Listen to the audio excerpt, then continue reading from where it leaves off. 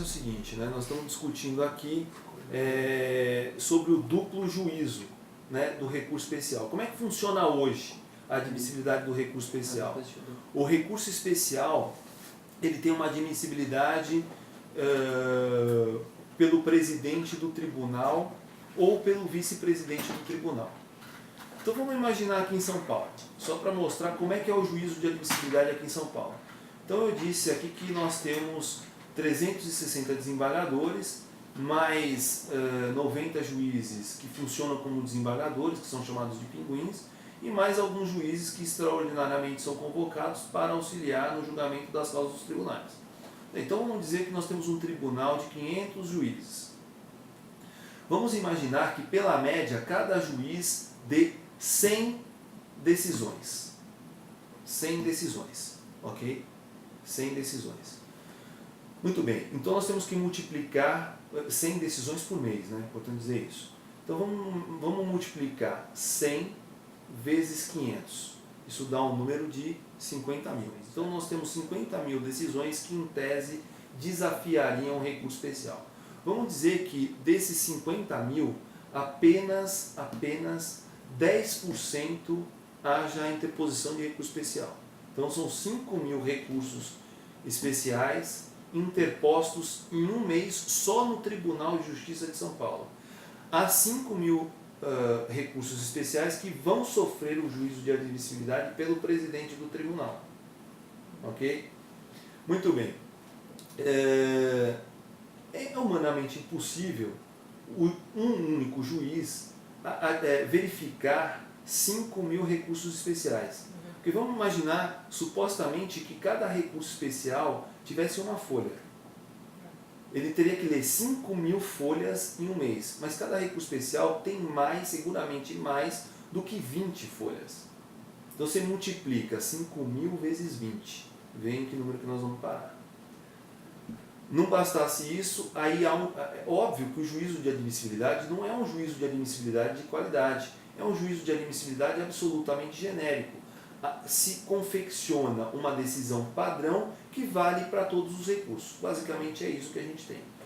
E aí o que é pior de tudo é que esse juízo de admissibilidade, que foi negativo, enseja a interposição de um recurso que vai ser examinado pelo Superior Tribunal de Justiça, e aí o Superior Tribunal de Justiça vai examinar esses, digamos assim, 5 mil recursos de agravo contra a indeferimento de recurso especial. Você tem que imaginar o seguinte, nós estamos dizendo de somente recursos provenientes do Tribunal de Justiça de São Paulo. Para fazer qual juízo? O mesmo juízo de admissibilidade que foi feito pelo Tribunal de Justiça. Quer dizer, isso significa dizer que o processo é ineficiente, né?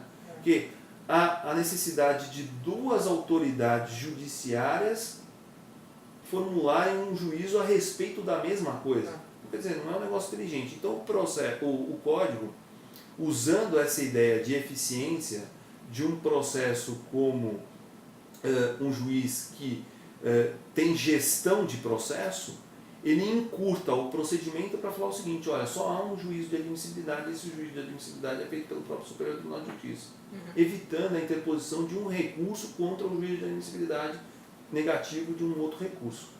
Né? Quer dizer, é um negócio interessante. Agora, você, Maria Carolina, estava falando o seguinte, eu gostaria muito de discutir o incidente de resolução de demandas repetitivas, em que a decisão lá tomada, ela de certa forma vincula outros órgãos do Poder Judiciário. E isso, segundo alguns, não é, seria inconstitucional, porque violaria o direito de ação.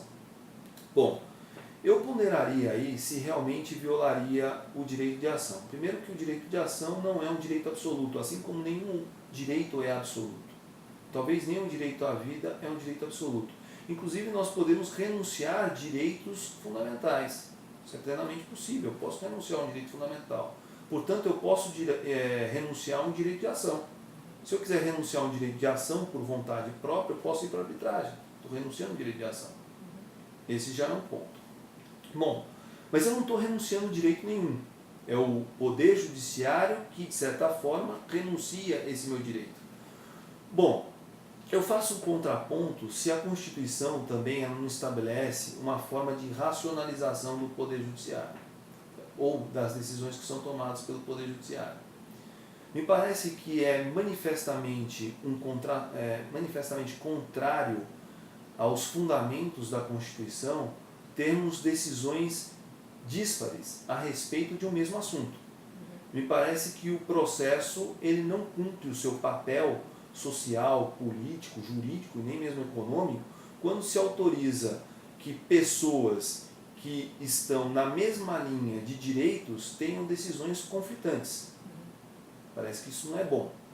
O que o Código tenta imprimir? Ele tenta imprimir uma unidade de direito, uma ideia de uniformização da jurisprudência, ou seja, uniformização de decisões para teses que são iguais. É isso, é uma racionalização das decisões judiciais. Muito bem, se o Poder Judiciário já decidiu, através de um instrumento democrático próprio, que autoriza a participação popular, por que não vetar o acesso para se discutir exatamente a mesma coisa? Você entende? Vai discutir a mesma coisa. Agora, eu estou dizendo o seguinte, o veto ao acesso à justiça é para pessoas que pretendam discutir a mesma coisa. Agora, se a pessoa pretende discutir a mesma coisa com algo diferente, ou discutir algo que não se assemelha com aquilo que foi tomado pela decisão padrão, o acesso é livre. O que se veta é o acesso repetido, justamente para se evitar decisões contraditórias. E o Código, nessa situação, ele é muito inteligente, porque ele cria o precedente, faz um precedente vinculativo, né? E esse precedente ele não pode ser mais alterado, a não ser por um mecanismo próprio. Significa dizer o seguinte, que esse mecanismo, que esse precedente ele pode ser modificado. Ele pode ser modificado inclusive com a participação popular. Ou seja, é o que a gente tem num processo constitucional, né? A gente pode mudar. Não há uma decisão definitiva para sempre. Mas será que isso não é talvez até menos eficiente do que o sistema que vigora hoje? Essa criação de decisões vinculantes que depois podem ser revistas e elas impedem o acesso de tantas pessoas à justiça por conta de se tratar de um tema repetitivo. E será que isso não vai ficar talvez menos efetivo do que se pretende? Falar se vai ficar menos efetivo ou não, eu não tenho uma resposta. Mas eu posso dizer o seguinte, eu acho que vale a tentativa, porque hoje o sistema é frustrado. Porque o que acontece é o seguinte, é um sistema que autoriza decisões díspares, é um sistema que autoriza a reviravolta da jurisprudência, é um sistema que autoriza um ministro a decidir a respeito do mesmo assunto num curto espaço de tempo, ou até mesmo no mesmo dia, na mesma sessão, de forma diferente. Né? É isso que me parece que é preocupante. O novo código ele é preocupado com isso. Ele tem mecanismos para evitar essa dissociação jurisprudencial.